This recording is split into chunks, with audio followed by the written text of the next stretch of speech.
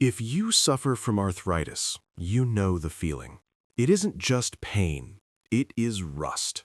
You wake up in the morning and your knees feel like they are filled with sand. Your fingers feel like stiff, frozen claws. You reach for the ibuprofen, you rub on the chemical creams, but the relief is temporary and the side effects on your stomach are permanent. Pain is a signal, and for decades we have been trying to silence it with pills. But what if the cure for pain was pain itself?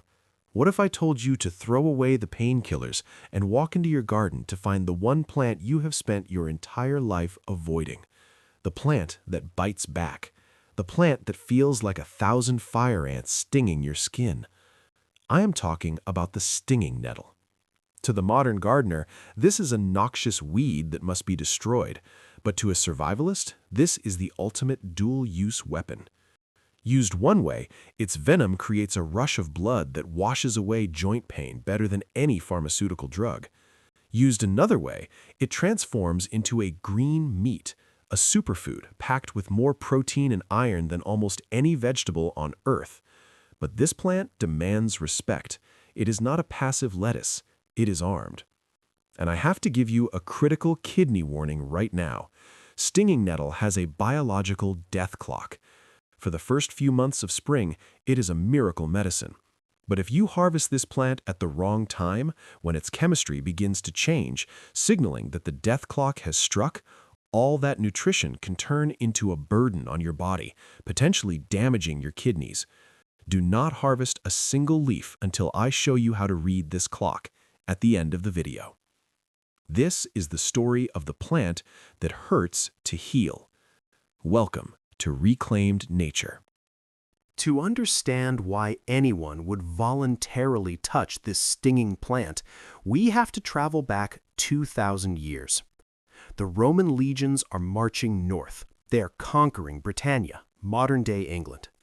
These men are used to the warm sun of the Mediterranean, but in the north, they face a new enemy, the damp, bone-chilling cold. Their joints are seizing up. Their circulation is failing. A soldier who cannot hold a sword is a dead soldier. So, what did they do? Did they wrap themselves in fur? No. They reached into their pouches and pulled out seeds of Urtica dioica, the Roman nettle.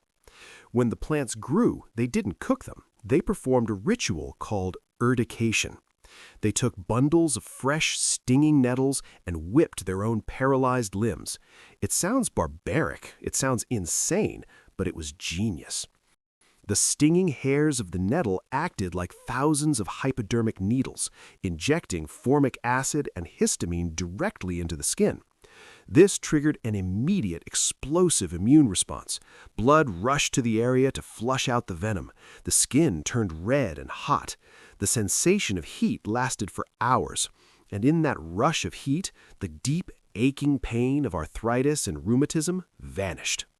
They used the sharp pain of the nettle to kill the dull pain of the cold.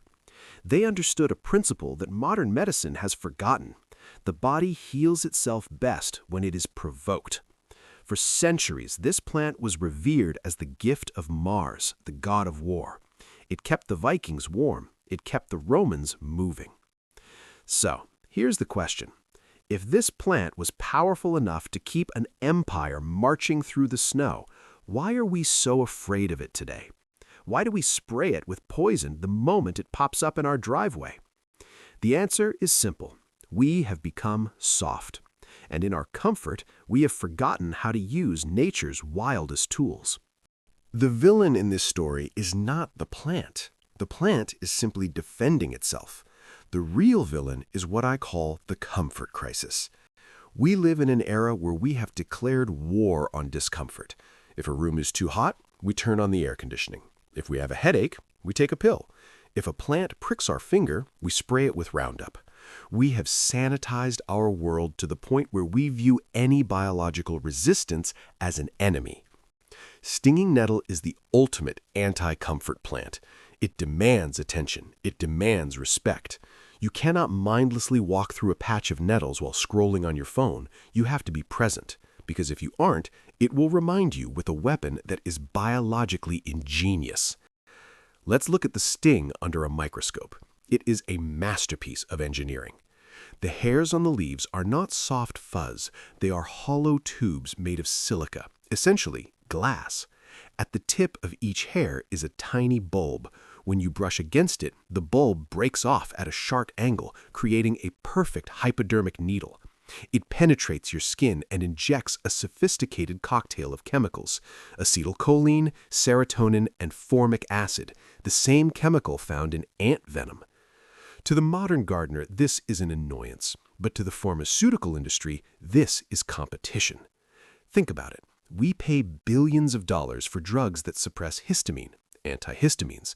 But here is a plant that injects histamine into us, training our immune system to regulate itself naturally. We label it a noxious weed because it doesn't fit our narrative of a polite manicured garden. But nature doesn't care about our comfort. Nature cares about potency. Now, let's flip the script. What happens if you stop fighting the nettle and start consuming it? This is where the weapon transforms into the superfood. Nutritionally, stinging nettle puts kale and spinach to shame. It is the heavyweight champion of the leafy green world. It contains up to 25% protein by dry weight. That is unheard of for a vegetable. It is effectively green meat. It has more iron than spinach, more calcium than milk, and it is loaded with vitamins A, C, and K.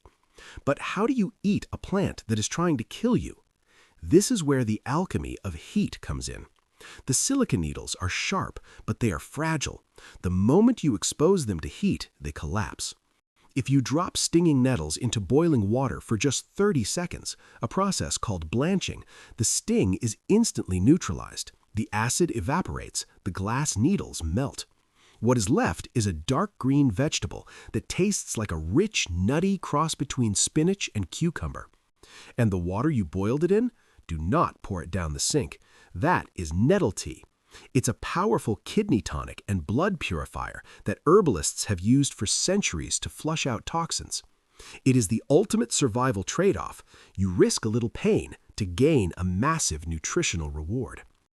But remember, timing is everything. While the heat destroys the sting, it cannot destroy the kidney stones that form later in the season. This brings us back to the death clock I warned you about. If you harvest this plant at the wrong time, all that nutrition becomes a burden on your body. You need to know exactly when to stop. So, how do you harvest the green meat without getting stung? And how do you avoid the kidney trap? Here is your survival protocol. Rule number 1, the gear. Do not be a hero. Wear gloves. Thick leather or rubber gloves are best. If you are caught in a survival situation without gloves, use the pinch technique. The stinging hairs point upward. If you approach the leaf from the side and pinch it firmly, you can crush the needles before they penetrate. But for now, stick to the gloves. Rule number 2, the top tips only. Only harvest the top 4 to 6 leaves of the plant. This is the tender growth. The lower leaves are tough, bitter, and fibrous. We want the fresh energy, not the old wood. Rule number 3, the death clock. Crucial. This is the only rule that matters for your long-term health. Look at the plant. Do you see small green clusters hanging down from the leaf axils? Those are flowers. If you see flowers, stop. Once the plant flowers, the leaves begin to accumulate microscopic crystals called cystoliths, calcium carbonate. These gritty particles can irritate the urinary tract and, in large amounts, put stress on your kidneys. The season is spring to early summer. Once midsummer hits and the flowers bloom, the harvest is over. Let the plant go to seed for next year. The processing. Take your harvest home, wash it, then either dry it for tea or blanch it for food. Drop the leaves in boiling water for 60 seconds. Strain them. Squeeze out the water. Chop them up and sauté with garlic and butter. You will have a dish that beats any spinach you have ever tasted. Or drink the tea.